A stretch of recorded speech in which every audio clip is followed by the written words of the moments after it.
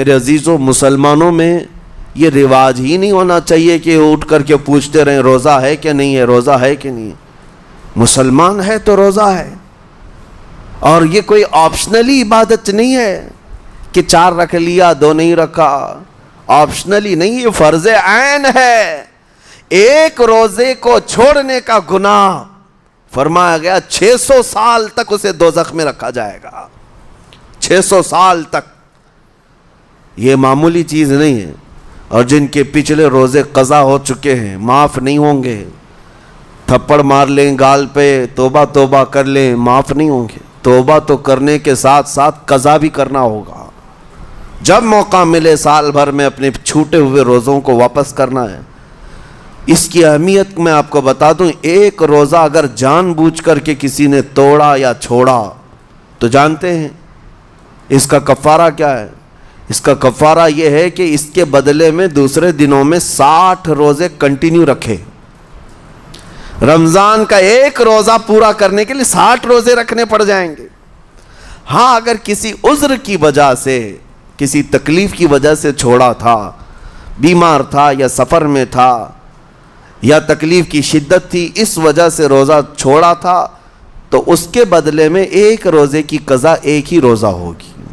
لیکن بغیر کسی عذر کے، شہوت کی وجہ سے، نفس پرستی کی وجہ سے توڑا تھا یا چھوڑا تھا، تو پھر 60 روزے رکھنے پڑ جائیں گے۔ اس سے اندازہ ہوتا ہے کہ ایک روزے کی اہمیت کیا ہے رمضان کے۔ اسی لیے میرے عزیزو، یہ روزے آسان ہیں، روزے آسان ہیں، اس کو رکھ لو، اس کی جزا بہت بڑی ہے، اس کی جزا بہت بڑی۔ ویسے بھی آپ دوسرے دنوں میں لیٹ ناشتہ کرنے کے بھی عادی ہیں۔ ممبئی والوں کا تو حال یہی ہے، 12 بجے کے بعد 1 بجے 2 بجے تو ان کے ناشتے ہوتے ہیں، دوپہر کا کھانا تو شام 5 بجے ہو رہا ہوتا ہے۔ بس وہ ناشتہ سکپ کرنا ہے، دوپہر کے کھانے جو آپ کے ہوتے ہیں اس سے اور تھوڑا ایکسٹینڈ کر لیں تو افطاری کا وقت آ جاتا ہے۔ کوئی بہت بڑی دقت کی بات نہیں، کوئی بہت بڑے بوجھ کی بات نہیں، آسان ہے۔ آج الحمدللہ ہمارے 5 سال 6 سال کے بچے روزہ رکھ لیتے ہیں، تو بڑوں کو تو اللہ نے جو طاقت عطا کی ہے، روزہ ہرگز ترک مت کرو۔ لیکن ساتھ میں آج یہ میسج ضرور دوں گا، نیت یہ کرو کہ مجھے تقوی مل جائے، مجھے پرہیزگاری مل جائے، اور یہ آپ کو خود چیک کرنا ہوگا۔ روزانہ رات کو نماز میں کھڑے ہو جاؤ تراویح کے، دیکھو کہ کتنی تبدیلی آ رہی ہے۔ آج میں نے روزہ افطار کیا، میرے اندر بدلاؤ آیا کہ نہیں آیا؟ اور اگر نہیں آ رہا ہے، کوئی تبدیلی نہیں آ رہی ہے، تو اس کا مطلب ہے آپ تقویٰ نہیں حاصل کر رہے، آپ تو روز مرہ کی روٹین پر چل رہے ہو۔ روٹین پر چلنے کا مطلب یہ روزہ نہیں ہے۔ روزہ تقویٰ دے کر جاتا ہے بندے کو، روزہ خوف خدا دے کر جاتا ہے بندے کو۔ اسی لیے میرے عزیزو، آج دیکھیں آپ بہت ساری برائیوں سے رمضان میں بچ جاتے ہیں، تھوڑی اور محنت کی ضرورت ہے۔ ہم نے دیکھا ہے بہت سارے گھروں میں، باقی عیاش گھروں کی مجھے کوئی وہ نہیں ہے، ان سے کوئی لینا دینا نہیں، لیکن نارمل مسلمانوں کے گھروں میں بھی ہوتا یہ ہے، عورتیں بچوں کو تلقین کرنا شروع کر دیتی ہیں، گانے بند کرو، ٹی وی بند رکھو، بہت ساری چیزیں بند رکھو کہ رمضان آیا ہوا ہے۔ اور رمضان میں اگر ٹی وی لگا بھی لیا تو کچھ اسلامک چیزیں دیکھنے لگ گئے۔ ماحول تم نے خود ہی بدلا ہے اپنے گھر میں، کچھ چیزوں کو آپ نے بدلا ہے، اور کچھ چیزوں کا ادب آپ نے کرنا شروع کیا ہے۔ اسی کو اور تھوڑی سی محنت کے ساتھ بڑھا لیا جائے، قسم رب ذوالجلال کی، ہر برائی رمضان میں ہی آپ سے ختم ہو جائے گی۔ جس کی کوئی چیز چھوڑنے پر نہیں چھوٹتی ہے، وہ رمضان میں کر کے دیکھ لے، اللہ کی بارگاہ میں یاد کرے کہ مولا دن بھر میں تیری رضا کے لیے بچ رہا ہوں، مجھے میری باقی زندگی میں ان گناہوں سے بچا لے۔ وہ رحمان ہے، جب وہ تمہیں اس کے بدلے میں جنت دیتا ہے تو یہاں برائیاں کیوں نہیں چھڑواتا؟ یقیناً وہ برائیوں کو تم سے دور کرے گا۔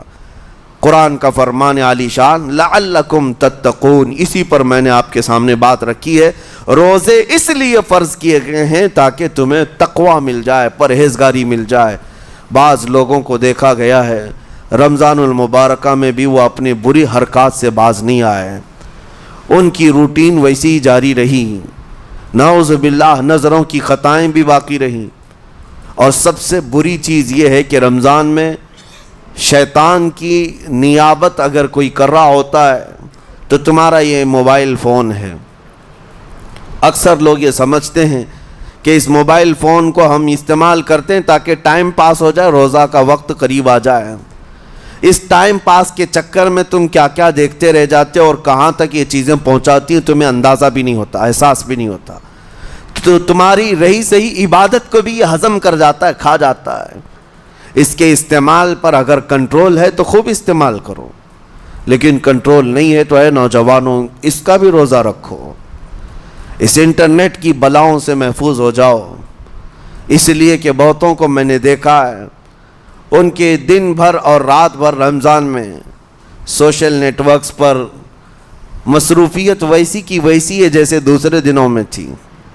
وہ رات بھر چیٹنگ میں بھی مصروف ہیں، ایک دوسرے کو ادھر ادھر بھیجنے میں بھی مصروف ہیں، ساری چیزیں جوں کی توں چل رہی ہیں، تو تمہارے موبائل نے تمہیں تقوی سے بہت دور رکھا ہے، تمہیں رب تعالیٰ کے قریب ہونے نہیں دیتا۔ اپنے آپ کو بدل لو۔ ظاہر سی بات ہے یہ سخت چیز ہے، اگر کوشش کرو گے تو بچ جاؤ گے، اور تقوی اتنی آسانی سے تو نہیں ملتا۔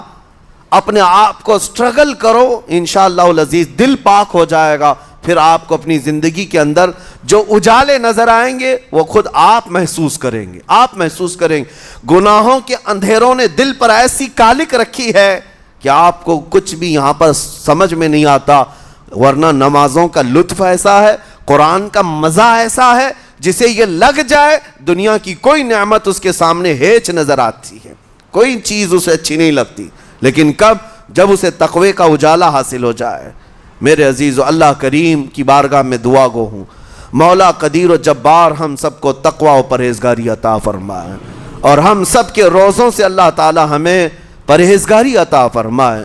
ان روزوں کے انوار اور برکات اور رمضان کے احترام کی ہمیں توفیق عطا فرمائے۔